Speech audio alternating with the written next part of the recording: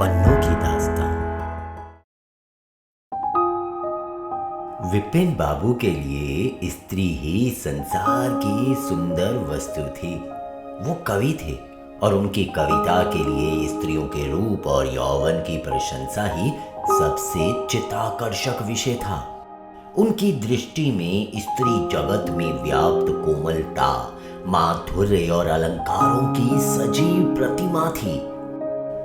जबान पर स्त्री का नाम आते ही उनकी आंखें जगमगा उठती थीं, कान खड़े हो जाते थे, मानो किसी रसिक ने गान की आवाज सुन ली हो। जब से होश संभाला तभी से उन्होंने उस सुंदरी की कल्पना करना शुरू की जो उनके हृदय की रानी होगी। उसमें उषा की प्रफुल्लता होगी, पुष्प की कोमलता, कुंदन की चमक, बसंत की छवि, कोयल की दनी। वो कवि वर्णित सभी उपमाओं से विभूषित होगी। वो उस कल्पित मूर्ति के उपासक थे, कविताओं में उसका गुण गाते, मित्रों से उसकी चर्चा करते, नित्य उसी के ख्याल में मस्त रहते थे। वो दिन भी समीप आ गया था जब उनकी आशाएं हरे हरे पत्तों से लहराएंगी, उनकी मुरादें पूरी होंगी। कॉलेज की अंतिम परीक्षा समाप्त हो गई थी और विवाह के संदेशे आने लगे थे। विवाह तय हो गया। विपिन बाबू ने कन्या को देखने का बहुत आग्रह किया, लेकिन जब उनके मामू ने विश्वास दिलाया कि लड़की बहुत ही रूपवती है, मैंने उसे अपनी आंखों से देखा है, तब वो राजी हो गए। धूमधाम से बारात निकली और विवाह का मुहूर्त आया। वधू आभूषणों से सजी हुई मंडप में आई तो विपिन को उसके हाथ पांव नजर आए। कितनी सुंदर उंगलियां थी, मानो दीप शिखाएं हो। अंगों की शोभा कितनी मनोहारिणी थी। विपिन फूले ना समाये। दूसरे दिन वधू विदा हुई तो वो उसके दर्शनों के लिए इतने अधीर हुए कि ज्यों ही रास्ते में कहारों ने पालकी रखकर मुंह हाथ धोना शुरू किया, आप चुपके से वधू के पास जा पहुंचे। वो घूंघट हटाए, पालकी से सिर निकाले बाहर झांक रही थी। विपिन की निगाह उस पर पड़ गई। घृणा, क्रोध और निराशा की एक लहर सी उन पर दौड़ गई। ये वो परम सुंदरी रमणी ना थी जिसकी वो बरसों से कल्पना कर रहे थे। ये चौड़े मुंह, चिपटी नाक और फूले हुए गालों वाली कुरूपा स्त्री थी। रंग गोरा था पर उसमें लाली के बदले सफेदी थी। और फिर रंग कैसा ही सुंदर हो, रूप की कमी नहीं पूरी कर सकता। विपिन का सारा उत्साह ठंडा पड़ गया। इसे मेरे ही गले पड़ना था। क्या इसके लिए समस्त संसार में और कोई ना मिलता था?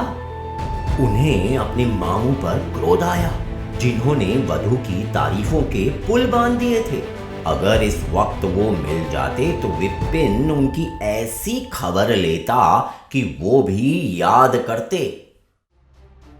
जब कहारों ने फिर पालकियां उठाई तो विपिन मन में सोचने लगा, इस स्त्री के साथ कैसे मैं बोलूंगा, कैसे इसके साथ जीवन काटूंगा। इसकी और तो ताकने ही से घृणा होती है। ऐसी कुरूपा स्त्रियां भी संसार में हैं। इसका मुझे अब तक ना पता था। क्या मुंह ईश्वर ने बनाया है, क्या आंखें हैं। मैं और सारे ऐबों की ओर से आंखें बंद कर लेता, लेकिन वो चौड़ा सा मुंह। हे भगवान, क्या तुम्हें मुझी पर ये कहर बरपाना था?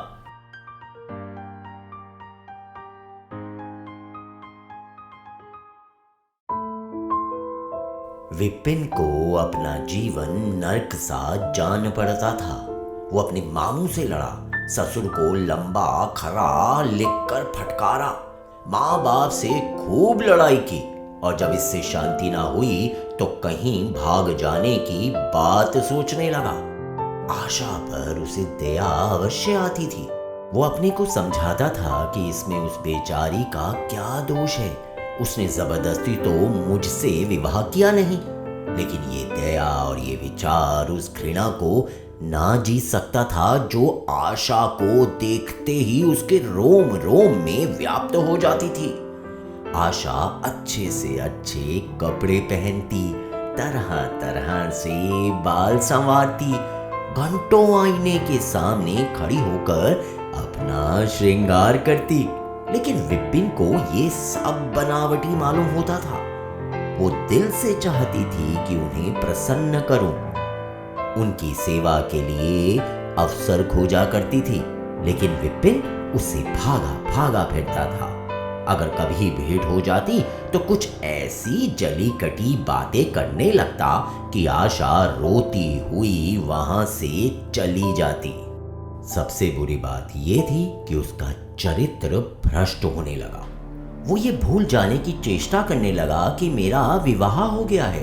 कई कई दिनों तक आशा को उसके दर्शन भी ना होते। वो उसके कहे कहे की आवाजें बाहर से आती हुई सुनती, झरोखे से देखती कि वो दोस्तों के गले में हाथ डाले सैर करने जा रहे हैं और तड़प कर रह जाती। एक दिन खाना खाते समय उसने कहा, अब तो आपके दर्शन ही नहीं होते, क्या मेरे कारण घर छोड़ दीजिएगा क्या? विपिन ने मुंह फेर कर कहा, घर ही पर तो हूं, आजकल जरा नौकरी की तलाश है, इसलिए दौड़ धूप ज्यादा करनी पड़ती है। आशा बोली, किसी डॉक्टर से मेरी सूरत क्यों नहीं बनवा देते? सुनती हूं आजकल सूरत बनाने वाले डॉक्टर पैदा हुए हैं। विपिन बोला, क्यों नाहक चिढ़ाती हो, यहां तुम्हें किसने बुलाया था? आशा बोली, आखिर इस मर्ज की दवा कौन करेगा? विपिन बोला, इस मर्ज की दवा नहीं है, जो काम ईश्वर से ना करते बना उसे आदमी क्या बना सकता है? आशा बोली, ये तो तुम ही सोचो कि ईश्वर की भूल के लिए मुझे दंड दे रहे हो। संसार में कौन ऐसा आदमी है जिसे अच्छी सूरत बुरी लगती हो, लेकिन तुमने किसी मर्द को केवल रूपहीन होने के कारण कुंवारा रहते देखा है? रूपहीन लड़कियां भी माँ बाप के घर नहीं बैठी रहती, किसी ना किसी तरह उनका निर्वाह हो ही जाता है। उसका पति उन पर प्राण ना देता हो, लेकिन दूध की मक्खी नहीं समझता। विपिन ने झुंझला कर कहा, क्यों नाहक सिर खाती हो? मैं तुमसे बहस तो नहीं कर रहा हूं ना। दिल पर किसका जोर चलता है और ना दलीलों का उस पर कोई असर पड़ सकता है। मैं तुम्हें कुछ कहता तो नहीं हूं ना, तो फिर तुम क्यों मुझसे बहस करती हो? आशा ये छिड़की सुनकर चली गई। उसे मालूम हो गया कि इन्होंने मेरी ओर से सदा के लिए हृदय कठोर कर लिया है।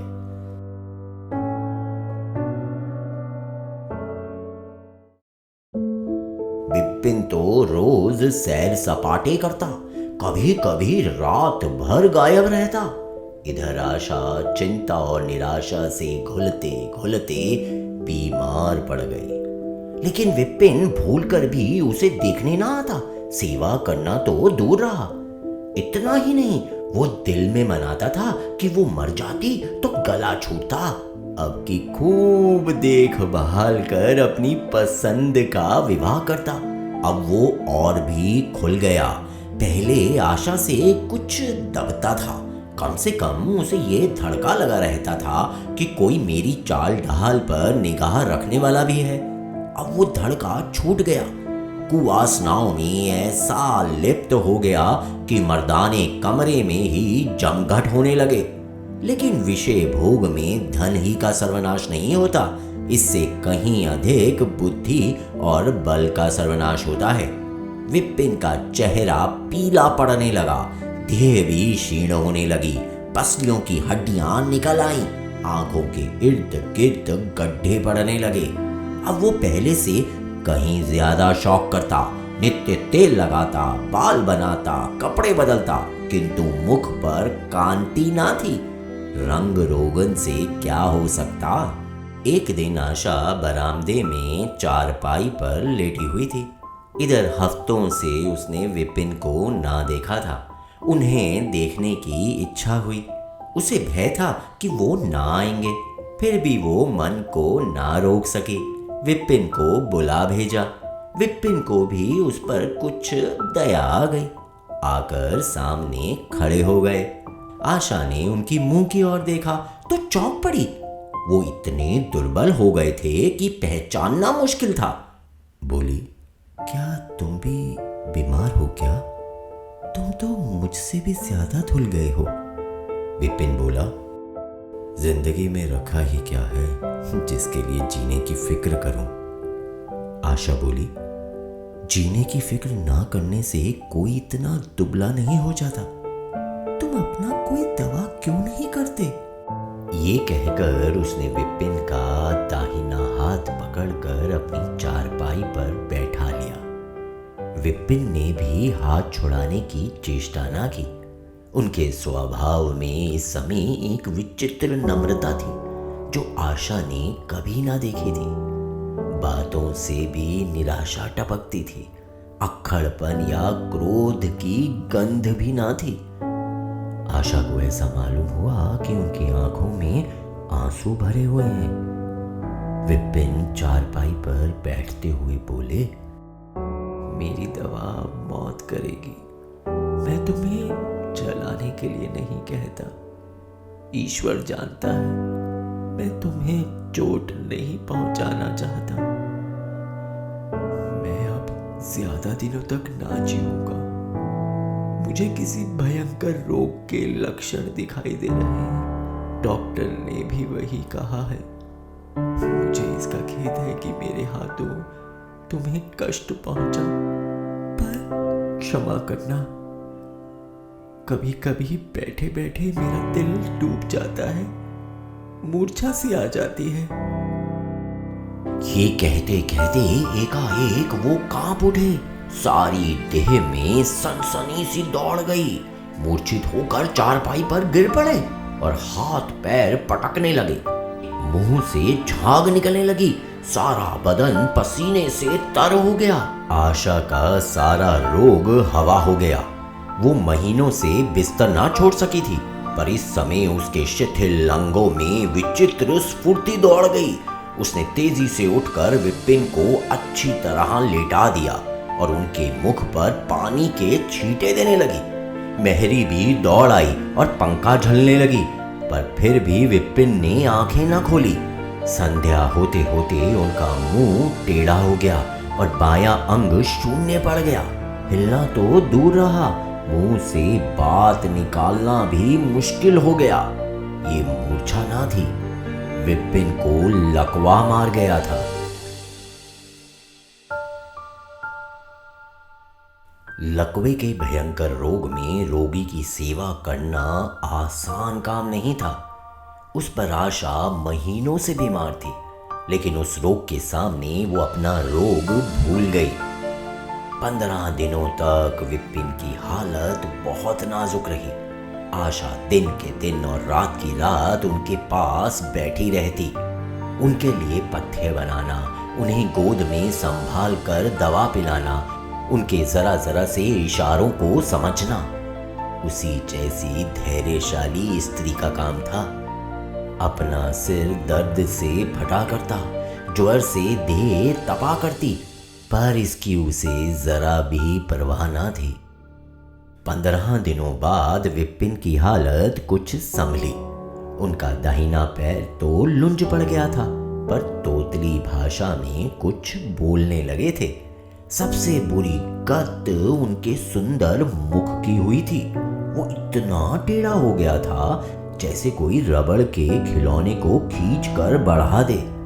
बैटरी की मदद से जरा देर के लिए बैठे या खड़े तो हो जाते, लेकिन चलने फिरने की ताकत ना थी। एक दिन लेटे लेटे उन्हें क्या ख्याल आया, आईना उठाकर अपना मुंह देखने लगे। ऐसा कुरूप आदमी उन्होंने कभी ना देखा था। आहिस्ता से बोले, आशा, ईश्वर ने मुझे गुरूर की सजा दे दी। वास्तव में मुझे ये उसी बुराई का बदला मिला है जो मैंने तुम्हारे साथ की। आशा ने पति की ओर कोमल भाव से देखकर कहा, मैं तो आपको अब भी उसी निगाह से देखती हूं। मुझे तो आप में कोई अंतर नहीं दिखाई देता। विपिन बोले, वाह, बंदर का समूह हो गया है और तुम कहती हो कि कोई अंतर ही नहीं। मैं तो अब कभी बाहर ना निकलूंगा। ईश्वर ने मुझे सचमुच दंड दिया। बहुत यत्न किए गए पर विपिन का मुंह सीधा ना हुआ। मुख का बायां भाग इतना टेढ़ा हो गया था कि चेहरा देखकर डर मालूम होता था। हाँ, पैरों में इतनी शक्ति आ गई कि अब वो चलने फिरने लगे। आशा ने पति की बीमारी में देवी की मनौती की थी। आज उसी की पूजा का उत्सव था। मोहल्ले की स्त्रियां बनाव श्रृंगार किए जमा थीं। गाना बजाना हो रहा था। एक सहेली ने पूछा, क्यों आशा, अब तो तुम्हें उनका मुंह जरा भी अच्छा ना लगता होगा? आशा ने गंभीर होकर कहा, मुझे तो पहले से कहीं अच्छा लगता है। सहेली बोली, चलो बातें बनाती हो। आशा बोली, नहीं बहन, सच कहती हूं। रूप के बदले मुझे उनकी आत्मा मिल गई है, जो रूप से कहीं बढ़कर है। विपिन कमरे में बैठे हुए थे। कई मित्र जमा थे। ताश हो रहा था। कमरे में एक खिड़की थी जो आंगन में खुलती थी। इस वक्त वो बंद थी। एक मित्र ने उसे चुपके से खोल दिया। एक मित्र ने शीशे से झांक कर विपिन से कहा, आज तो तुम्हारे यहाँ परियों का अच्छा जमघट है। विपिन बोले, बंद कर दो। मित्र बोला, अजी जरा देखो तो कैसी कैसी सूरतें हैं। तुम्हें इन सब में से कौन सबसे अच्छी मालूम होती है? विपिन ने उड़ती हुई नजरों से देखकर कहा, मुझे तो वो सबसे अच्छी मालूम होती है जो थाल में फूल रख रही है। मित्र बोला, वारी आपकी निगाह। अरे क्या सूरत के साथ तुम्हारी निगाह भी बिगड़ गई है। अरे मुझे तो वो सबसे बदसूरत मालूम होती है। विपिन बोले, इसलिए कि तुम उसकी सूरत देखते हो और मैं उसकी आत्मा देखता हूं। मित्र बोला, अच्छा यही मिसेस विपिन है? विपिन बोले, जी हाँ, यही वो देवी है